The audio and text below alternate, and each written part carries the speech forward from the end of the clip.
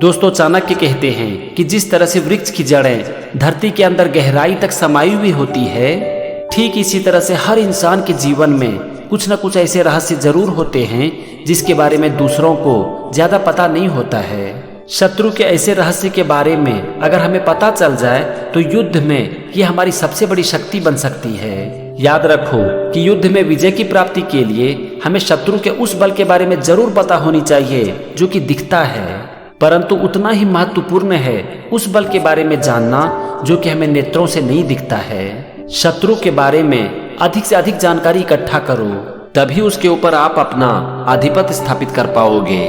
दोस्तों, चाणक्य ने अपनी नीति उस समय दिया था जिस समय की युद्ध बहुत ज्यादा होता था, और इसीलिए वो कह रहे हैं कि हमारे पास शत्रु के रहस्य के बारे में जानकारी होनी चाहिए। लेकिन आजकल युद्ध तो होता नहीं है, इसीलिए चलो हम चाणक्य अगली नीति पर चलते हैं। चाणक्य आगे कहते हैं, चींटियां हमेशा एक झुंड में रहती है, लेकिन क्यों?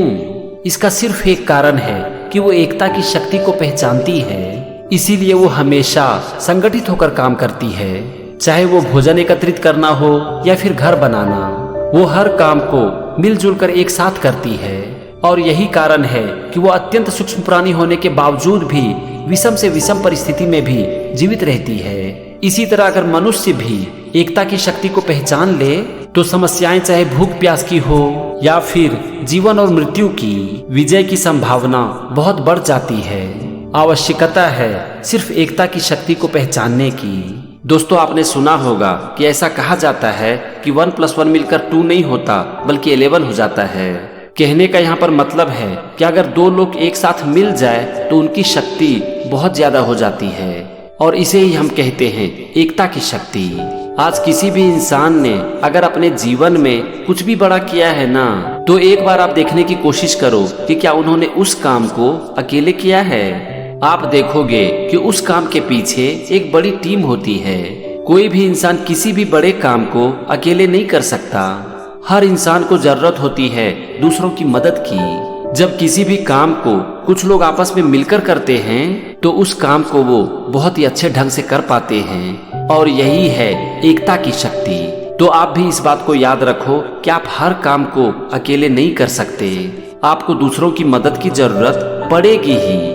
इसीलिए आप अपने जीवन में अगर कुछ भी बड़ा करना चाहते हो ना, तो कुछ ऐसे लोगों की खोज जरूर शुरू कर दो जो कि आपके साथ मिलकर काम कर सके, तभी आप एक बड़ी सफलता प्राप्त कर सकते हो। चाणक्य अपनी अगली नीति में कहते हैं कि कुछ सिक्का जो कि एक दूसरे के ऊपर रखा हुआ हो, अगर उसमें से ऊपर वाले सिक्के को हम बाहर निकालते हैं तो वो सिक्के का स्तंभ नीचे नहीं गिरता है, लेकिन अगर हम नीचे से एक सिक्के को बाहर निकालने की कोशिश करते हैं तो मुद्राओं का वही स्तंभ नीचे गिर जाता है। यानी कि बहुत बार एक छोटा और सरल प्रयास भी बहुत घातक सिद्ध होता है। हमें आवश्यकता सिर्फ इस बात की होती है कि हम शत्रु के कमजोर स्थान पर सटीक प्रहार करें। दोस्तों, आप अपनी जिंदगी में बहुत बार देखोगे कि आप कभी भी किसी भी प्रॉब्लम में फंस जाते हो और आपको उसका समाधान नहीं मिलता है, क्योंकि कुछ न कुछ आपसे गलती हो रही होती है और उसके ऊपर आपका ध्यान नहीं जाता है। लेकिन तभी अचानक से आपका उसके ऊपर ध्यान चला जाता है और आपको तुरंत ही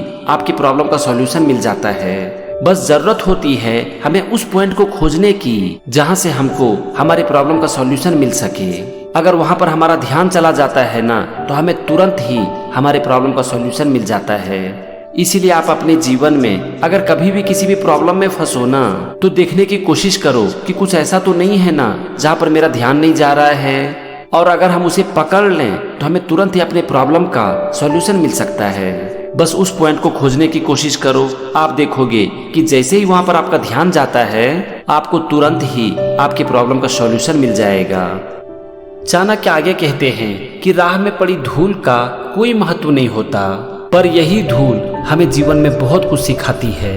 अगर हम इसके ऊपर पांव रखें तो ये उड़ने लगती है, हमसे बदला लेती है, और अगर हमारी आंखों में चली जाए तो एक बहुत बड़े पीड़ा का कारण बन जाती है। इसीलिए अगर आप बलवान हो तो किसी को छोटा या फिर कमजोर मत समझो, और अगर आप निर्बल हो तो शोषण मत सहो और बदला लेना सीखो, क्योंकि दुर्बल व्यक्ति तभी तक दुर्बल है जब तक कि वो अपने ऊपर होने वाले अन्याय का विरोध नहीं करता।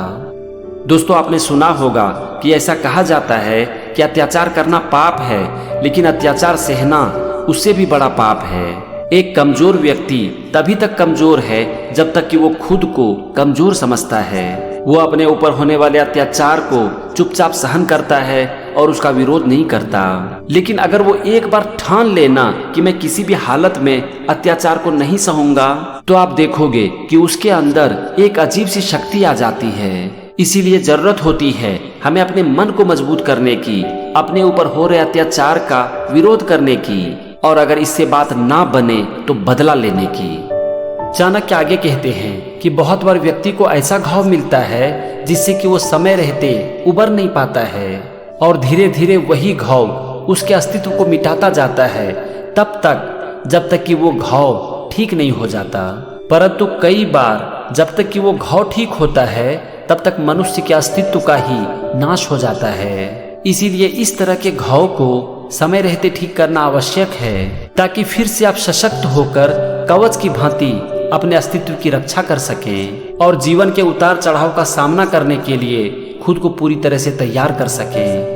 दोस्तों, जीवन की छोटी सी समस्याओं का अगर सही समय पर समाधान ना किया जाए तो वही समस्याएं बहुत बड़ी हो सकती है और कभी कभी ये हमारे विनाश का कारण भी बन सकती है। इसीलिए कोई भी समस्याएं चाहे कितनी भी छोटी क्यों ना हो, हमें उसे छोटा नहीं समझना चाहिए। बहुत बार आप देखोगे कि किसी भी इंसान को एक छोटी सी बीमारी होती है और अगर उसका सही समय पर इलाज नहीं करवाया जाता है तो वही बीमारी बहुत बड़ी हो जाती है और कभी कभी वो उस इंसान का जान भी ले लेती है। इसीलिए हमें सबसे पहले जरूरत होती है कि हम छोटी बीमारी को छोटा ना समझें और समय रहते हुए उसका ठीक से इलाज करवाएं। तो यहाँ पर याद रखो कि आपके जीवन की समस्याएं चाहे कितनी भी छोटी क्यों ना हो, लेकिन उसे छोटा समझने की कभी भूल मत करना, क्योंकि कभी कभी आपके जीवन की एक छोटी सी समस्याएं आपको इतना बड़ा घाव दे सकती है कि वो आपको जीवन भर के लिए भारी पड़ सकता है, इतना भारी कि शायद आप उससे कभी उबर ना पाओ। चाणक्य आगे कहते हैं कि एक छोटा सा पौधा एक दिन विशाल वृक्ष बन जाता है, परंतु कोई भी वृक्ष चाहे कितना भी विशाल क्यों ना हो, लेकिन सिंचाई के लिए पानी उसके जड़ों में ही डाली जाती है, क्योंकि वृक्ष की जड़ें उसके पत्ते और डाली को सींचती भी है और मिट्टी की गहराई में जाकर उसके अस्तित्व को भी बनाए रखती है।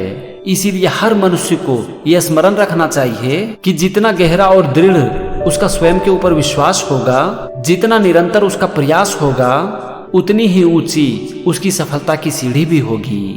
दोस्तों, एक इंसान अपने जीवन में सफलता पाता है विश्वास से और निरंतर प्रयास से, क्योंकि आपके अंदर का विश्वास आपको हार मानने नहीं देती और आपका निरंतर प्रयास हर रोज आपको आपके मंजिल के करीब लेकर जाती है। इसीलिए आप अपने जीवन में अगर कुछ भी करना चाहते हो ना, तो सबसे पहले आपको अंदर तक ये मानना जरूरी है कि मैं इस काम को कर सकता हूँ, और उसके बाद जरूरत होती है लगातार प्रयास करते रहने की, चाहे कितनी भी कठिनाइयां क्यों ना आ जाए। अगर आप इतना सा करने के लिए तैयार हो तो आप अपने जीवन में बहुत आगे जा सकते हो। दोस्तों, ये था चाणक्य की नीति का 15वां एपिसोड, और आज भी हमने चाणक्य की कुछ नीति को समझा और ये भी समझा कि इससे हम क्या सीख सकते हैं। चाणक्य की नीति का मेरा ये सीरीज कंटिन्यू रहेगा और अगले एपिसोड में भी हम कुछ और चाणक्य की नीति को समझेंगे और ये भी समझेंगे कि इससे हम अपने जीवन में क्या सीख सकते हैं। तो आज के लिए बस इतना ही। मेरे साथ बने रहिए और सीखते रहिए जीवन की सीख चाणक्य की नीति से।